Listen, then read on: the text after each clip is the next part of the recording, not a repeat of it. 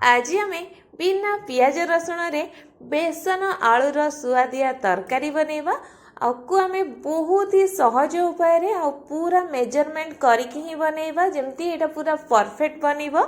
तो चलतु तापाई आम ये नहीं जावा कौन ना गोटे मेजरिंग कप रे मापिकी 2 कप नहीं जाइए बेसन आपण चाहिए जेकोसी ग्लास हो गिना हो जो थे भी ने मापिकी ने आपको मापिकी नेला मुझे भल भाव टे चलई नहीं तापर आम ये गोटे प्लेट नहीं जावा आपण मैंने थाली हो थालिया हो जहाँ भी ने आपण इच्छा तो तादे टिके तेल पकईकी ताकू भल भाव से लगे नवा एबे याकू साइड कर नवा। तो एबे आमे कौन करवा ना गोटे कड़ाई गरम कर नवा आउ पूरा गैस रो फ्लेम को हाई रे रखिबा। जो मेजरिंग कप रे मापिकी मु 2 कप नहीं बेसन तो सेई मेजरिंग कप रे मापिकी मु एबे नहीं जाउची सेतिरे 3 कप पानी मन रखिबे 2 कप बेसन नहीं ता पई 3 कप नहीं जाइची पानी। तापर आम से स्वाद अनुसार बा बेसन जी नहीं ताकू देखिकी से आम लुण देदेबा आउ से आम कौन करवा ना कि गुंड मसला दबा जमती कि तार फ्लेवरटा भल आसो से मुझे अधा चामच करके गरम मसला आउ से आम दबा अधा चामच हलदीर गुंड जोटा कि बेसन जो रंगटा अच्छी ना तादे गोटे हलदिया रंग नेचुराल भाव में आसो आ बहुत ही बढ़िया देखा एबे से आउ टिके भल फ्लेवर आने गोटे छोट खंड अदा को ताकू छेची देइथिले एबे सेथरे आमे देई दबा आउ एठी गैस रो फ्लेम को पूरा हाई कर नबा। एबे आको टिके गोळेई नबा गोळेई सारला परे यार आमे कोन करिबा ना सेथरे गोटे चुटकी बा अल्प टिके आमे खाइबा सोडा पके नबा जा फल कि बेसनटा टिके बढ़िया से फुली जिवो। आपण चाहिले एथरे बेकिंग पाउडर मध्ये अल्प टिके पकेई परिबे। एबे गैस रो फ्लेम तो हमर हाई रे अछि एबे याकू बढ़िया से फुटिया पई छाड़ दबा।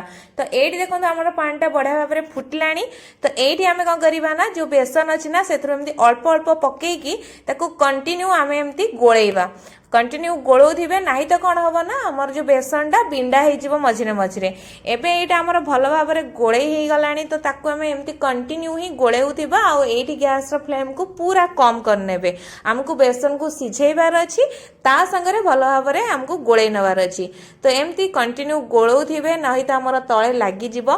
तो एठी देखंतु गोलेबार पाखापाखी 3 ରୁ 4 मिनिट भितर पानी आमर सब माने सोक कर नहीं आ याकू देखंतु बढ़िया से एटा आमर जंती हे गलानी याकू बेसी आमको टाण करिवार नाही। तो एठी देखंतु जेमती चारिकोड बढ़िया से डो भलिया आमर बाहरी जाउची ता माने एठी सब पानी आमर मरी जाईची एटा आमर बढ़िया से रेडी हे जाईची।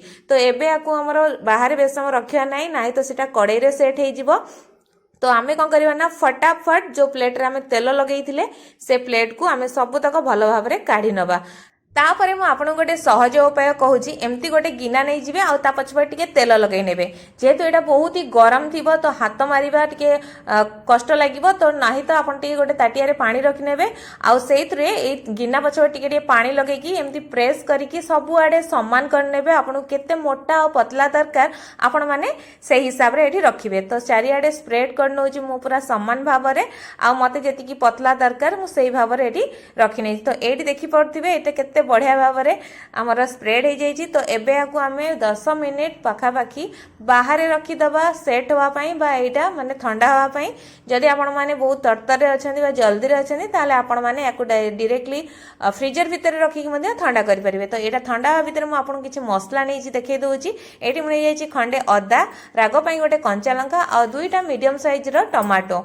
तो एबे ए सब को आमे ब्लेंडिंग जार रे नै जिबा। जदि आपण मानक अधिक राग पसंद ताले अधिक एठी कंचा लंका मध्ये नै जिबे। आ एठी मु दे दोछि गोटे चामच चारु मगज आपण एठी चारु मगज जगह रे 3-4टा काजू नै परिबे। एठी मु चारु मगज एथि पई नै छि काइना जेहेतु हम बिना पियाज रसुन रे एठी बनौचे ना तो तरकारी रो ग्रेवीटा बनाया पई बा टिके मोटा बनाया पई एठी मु चारु मगजटा को देइछि। तो याकू भलो भाव रे एबे ग्राइंड करके नै आछि देखि पड़ते चिकन भाव रे। तो एपटे मु देखौछि 10 मिनिट परे तो हमर ए जो जंतणी की जो बेसन को हम जंती की रखी ना सेटा अबे ठंडा हो जाइतला। तो ताकू एबे मु भलो भाव रे काटी नउची। एठी देखंतु छुरी रे एटा बिल्कुल भी लागुनी ता माने जंतणीटा हमर पूरा परफेक्टली एठी जंती हो जाइची बा सिझी जाइची ए जो बेसन रो। तो एबे ताकू आपनकर इच्छा आपण को शेप रे रखिया पई चाहउचंदी केते मोटा रखिया पई चाहउचंदी। तो एठी देखि पड़ते एते केते बढ़िया भाव रे नरम हेची आ केते बढ़िया भाव रे सिझी मध्ये जाइची। तो एठी मु एठी ताकू स्क्वायर शेप देइची। तो चलंतु नेक्स्ट प्रोसेस रे कोन होची देखि नबा। तो नेक्स्ट प्रोसेस रे एठी कोन କରିଛି ନା ଯେତେବେଳେ ମୁଁ କାଟୁଥିଲି ନା ସେତେବେଳେ ଏଠି ମୁଁ ତେଲକୁ କଡ଼େଇରେ ଭଲ ଭାବେ ଟିକେ ଗରମ କରି ନେଇଛି ମିଡ଼ିୟମରୁ ହାଇ ଫ୍ଲେମ୍ରେ। ଆଉ ଏଥିରେ ମୁଁ ସବୁତକ ଯେଉଁ ବେସନ ଆମର କାଟିକି ରଖିଥିଲି ତାକୁ ମୁଁ ଏଥିରେ ଦେଇଦେଇଛି। ଆପଣମାନେ ଯଦି ଅଧିକ କ୍ୱାଣ୍ଟିଟିର ନେଇଥିବେ ତାହେଲେ ଆପଣ ଅଳ୍ପ ଅଳ୍ପ କରିକି ଯେତିକି ଦରକାର ମାନେ ତେଲ ଯେତିକି ନେଇଥିବେ ସେଇ ହିସାବରେ ପକେଇକି ତାକୁ ଆପଣମାନେ ଛାଣିବେ। ତ ଏଇଠି ଦେଖନ୍ତୁ ମିଡ଼ିୟମ୍ ଫ୍ଲେମ୍ରେ ହିଁ ୟାକୁ ଛାଣିବେ ଆଉ ଟିକେ କଡ଼ା ଭାବରେ ଛାଣିବେ। ଯଦି ଆପଣ ହାଲକା ଛାଣି ଦେଉଛନ୍ତି ନା ତା ଭିତରଟା ଟିକେ କାଦୁଆ ହେଇକି ଥିବ ତ ସେଥିପାଇଁ ସେଇଟା ଭଲ ଭାବରେ ସିଝି ନଥିବ, ତରକାରୀ ହେଲା ପରେ ସେଇଟା ଭଲ ଲାଗିବନି। ତ ଆପଣମାନେ ନିଶ୍ଚୟ ଭାବରେ ଏମିତି କଡ଼ା ବା ତାର କଲର୍ ଟିକେ ଚେଞ୍ଜେସ୍ ହେଇଗଲେ ଆପଣ ତାକୁ ଛାଣି ନେବେ। ତ ଏଇଠି ଦେଖିପାରୁଥିବେ ୟାର ରଙ୍ଗ ପୁରା ଗୋଲ୍ଡେନ୍ ବ୍ରାଉନ୍ ହେଇଗଲାଣି, ତାମାନେ ଏଇଟା ଆମର ପୁରା ବଢ଼ିଆ ସେ ହେଇଯାଇଛି। ତ ଏବେ ୟାକୁ ଆମେ ସବୁତକ କଡ଼େଇରୁ ଭଲ ଭାବରେ କ'ଣ କରିବା ନା ଛାଣିକି ରଖିନେବା।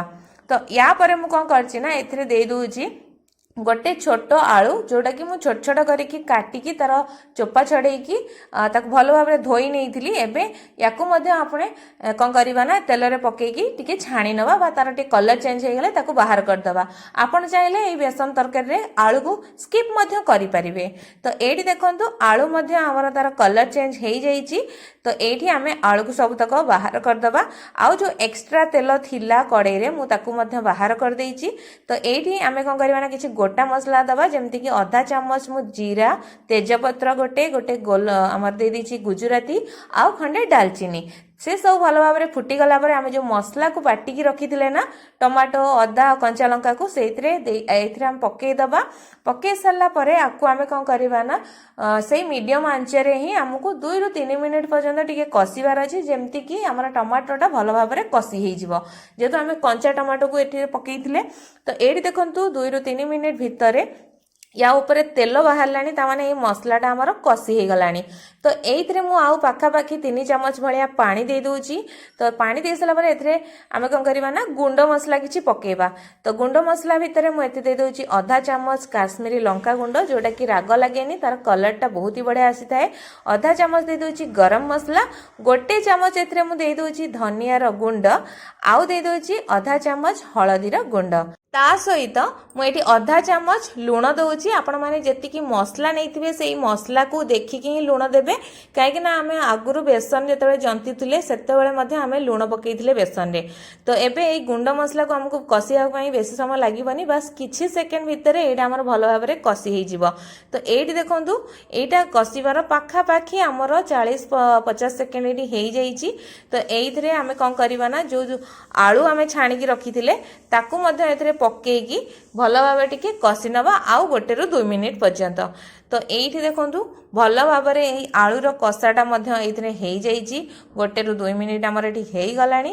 ତ ଏଇ ଷ୍ଟେଜ୍ରେ ଆମେ କ'ଣ କରିବା ନା ପକେଇଦେବା ଆମେ 1 ଚାମଚ ଭଳିଆ କସ୍ତୁରୀ ମେଥି। ବିନା ପିଆଜ ରସୁଣରେ ଏଇଟା ଯେହେତୁ ବନୁଛି ନା ନିଶ୍ଚୟ ଏଥିରେ ପକେଇବେ, ବହୁତ ହି ବଢ଼ିଆ ବାସ୍ନା ଆସିବ ଆଉ ତାର ଫ୍ଲେଭରଟା ମଧ୍ୟ ବହୁତ ହି ବଢ଼ିଆ ଆସିବ।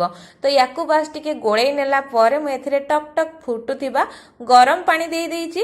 ଆପଣ ଦେଖିକି ଦେବେ ଆଉ ଭାବିବେନି ଯେ ଏଇଟା ବେଶୀ ପାଣିଆ ହେଇଯିବ ବୋଲି। ଯେତେ ପାଣି ଟିକେ ମାନେ ପାଣିଆ ରହିବ କିଛି ଅସୁବିଧା ନାହିଁ, କାହିଁକିନା ଆମେ ଯେତେବେଳେ ବେସନଟାକୁ ପକେଇବା ନା ସେଇଟା ପାଣି ଆମର ସୋକ୍ କରିନେବ।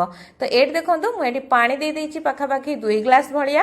ପାଣି ଦେଇ ସାରିଲା ପରେ ତ ଏବେ ଆମେ କ'ଣ କରିବା ନା ଆକୁ ପୁରା ଘୋଡ଼େଇ ଦେବା ପାଖାପାଖି 5 ମିନିଟ୍ ପର୍ଯ୍ୟନ୍ତ, ଯେମିତି ଆଳୁ ଗୁଡ଼ାକ ଆମର ଟିକେ ସିଝିଯିବ। ତ ଏଇଠି 5 ମିନିଟ୍ ପରେ ମୁଁ ଆପଣମାନଙ୍କୁ ଦେଖାଉଛି ପାଣି ଟିକେ କମି ଯାଇଛି, ତା ସହିତ ଆଳୁ ମଧ୍ୟ ଆମର ଏଠି 70% ମାନେ ସିଝି ଯାଇଛି। ତ ଏଇ ଷ୍ଟେଜ୍ରେ ଆମେ କ'ଣ କରିବା ନା ଯେଉଁ ଛାଣିକି ରଖିଥିଲେ ବେସନକୁ ଏଇଥିରେ ସବୁତକ ଆମେ ପକେଇଦେବା। तापर आम से देदेबा गोटे छोट चामच अधा चामच करके चीनी निहाती भाव देवे बहुत ही बढ़िया टेस्ट आसीबो। ता सहित ता ऊपर मु पकई दउची किछि फ्रेश कटा धनिया पत्र बास याकू टिके गोळेई नेला परे एबे आमे सेथरे ऐड करिबा अधा चामच करके गरम मसला शेष में निहाती भाव देवे तार बहुत ही बढ़िया बास्ना आसीबो। एबे आमे याकू घोड़ेई दबा आ पाखापाखि 3 ରୁ 4 मिनिट पर्यंत जमती बेसनटा आमर भल भाव में तादरे पानीटा सोक करनब। एटी 3 मिनिट पर मु आपण मानकु देखौची देखंतु झोल पूरा बहलिया हो गला कहीं बेसनटा आमर पानी टाणी नेला। आ बेसन को ये आपण मानकु मु देखौची माने टिके काटिकी देखंतु केते बढ़िया जूसी हेइची आ केते बढ़िया नरम मध हेइची पनीर भलिया। तो आ डेरी कहीं एमती बिना प्याज रसुन रे आपण माने बेसन आलू तरकारी को घरे निश्चय भाव में बनातु। आ किपरि लागला आम कमेंट बॉक्स रे कमेंट करी निश्चय जनातु। धन्यवाद।